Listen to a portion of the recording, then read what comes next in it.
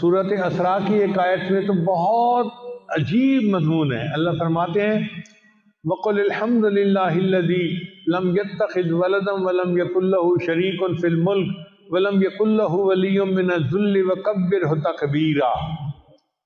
تو یہ توحید کے مضمون پورے قرآن مجید میں اس طرح چلتے رہے اور آخر پہ آ کے اس کا جو نچوڑ تھا، یہ لب لباب تھا، وہ سورہ اخلاص کے اندر ہے.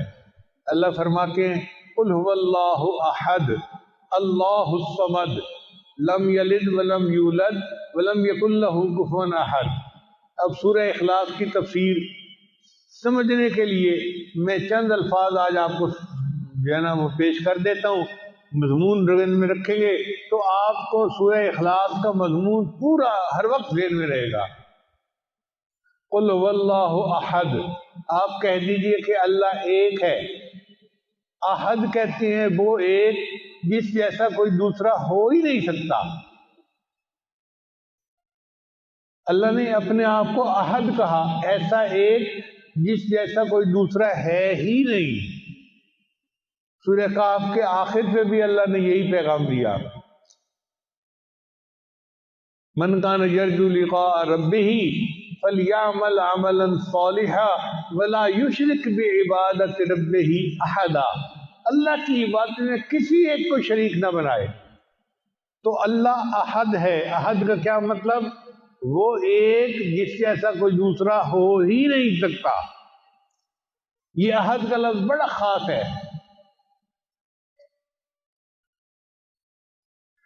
پھر آگے فرمایا اللہ الصمد، اللہ نرادھار ہے.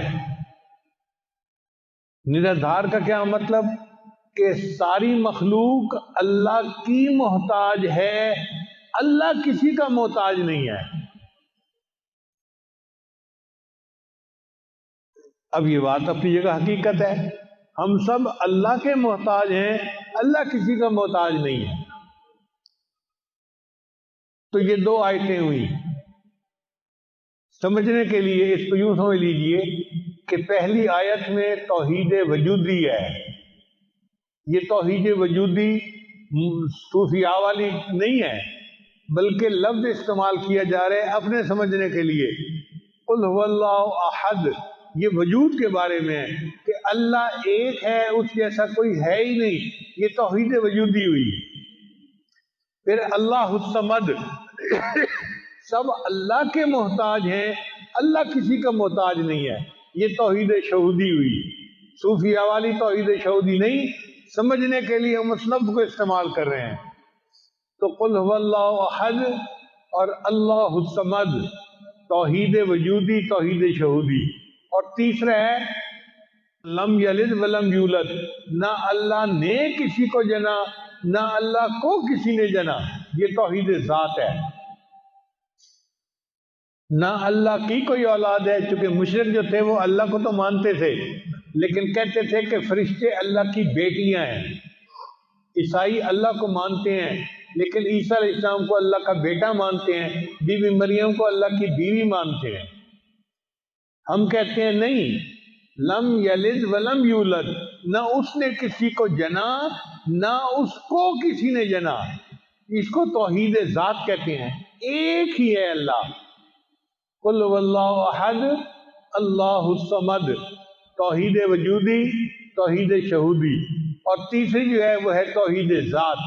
اور چوتھا ہے ولم یکن لہ کفوا احد، اور اس کا کوئی کفو بھی نہیں ہے، ہمسر بھی نہیں ہے. صفات میں اس کی کوئی اس جیسی صفات رکھنے والا ہے ہی نہیں. یہ توحید صفات ہوئی. تو چار لفظ یاد رکھیں. پوری سورہ اخلاص کا مضمون آپ کو ہر وقت ذہن میں رہے گا. قل هو اللہ احد، توحید وجودی. اللہ الصمد، توحید شہودی. لم یلد ولم یولد، توحید ذات. ولم یکن لہ کفوا احد، توحید صفات. تو چار طرح کی توحید اس چھوٹی سی صورت کے اندر اللہ نے بیان کر کے توحید کو ایک جگہ پر جمع فرما دیا. اس لیے سورہ اخلاص اتنی عظیم صورت ہے. ایک صحابی ہر نماز میں یہی پڑھتے تھے. کسی نے پوچھا نبی علیہ السلام سے کہ جی وہ ہر نماز میں یہی صورت پڑھتی ہیں. نبی علیہ السلام نے پوچھا تم کیوں کرتے ہو ایسا؟ اے اللہ کبھی مجھے یہ مضمون بڑا پسند آتا ہے، میں ہر نماز میں یہ پڑھتا ہوں۔ نبی علیہ السلام نے فرمایا سورہ اخلاص کی محبت کی وجہ سے اللہ نے تمہارے گناہوں کی مغفرت فرما دی۔ ہم بھی نمازوں میں پڑھتے ہیں یہی صورت، تو اگر مضمون ذہن میں رہے گا تو ہمارے لیے پھر نماز میں دھیان قائم رکھنا آسان ہو جائے گا۔ یہ توحید اتنی اہم ہے کہ امام ربانی مجدد ثانی رحمۃ اللہ فرماتے ہیں کہ دنیا میں بڑے بڑے نافرمان گزرے، جیسا کہ شیطان، فرعون، حامان، یہ بڑے بڑے نافرمان تھے، نمرود، لیکن اگر یہ سارے نافرمان بھی کلمہ پڑھ لیتے اللہ ان کے گناہوں کو بھی معاف فرما دیتا۔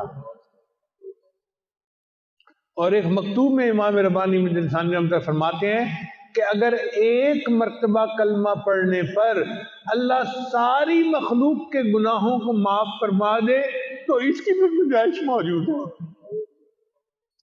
بہت عجیب بات کہی ہے، اگر ایک مرتبہ کلمہ پڑھنے پر اللہ ساری مخلوق کے تمام گناہوں کو معاف فرما دے تو اس کی بھی گنجائش موجود ہے۔ اللہ اکبر کبیرہ، یہ کلمہ اتنا عظیم ہے، اس لیے وقتاً فوقتاً لا الہ الا اللہ، لا الہ الا اللہ، اس کا ذکر کرتے رہا کرے، چلتے پھرتے لیٹے بیٹھے، جب بھی فارغ ہوں بجائے موسیقی سننے کے یا ادھر ادھر مصروف رہنے کے لا الہ الا اللہ کی ضربیں لگائے۔ یہ لا الہ الا اللہ دل میں رہا تو قیامت کے دن اللہ کی طرف سے بخشش ملے گی۔ اللہ تعالیٰ ہمیں توحید پہ زندہ رکھے، پوری زندگی گزارنے کی توفیق عطا فرمائے، اور توحید کے اوپر اللہ ہمیں موت عطا فرمائے، اور قیامت کے دن توحید کا سرمایہ لے کر اللہ کے سامنے کھڑے ہونے کی توفیق عطا فرمائے۔ وآخر دعوانا ان الحمد للہ۔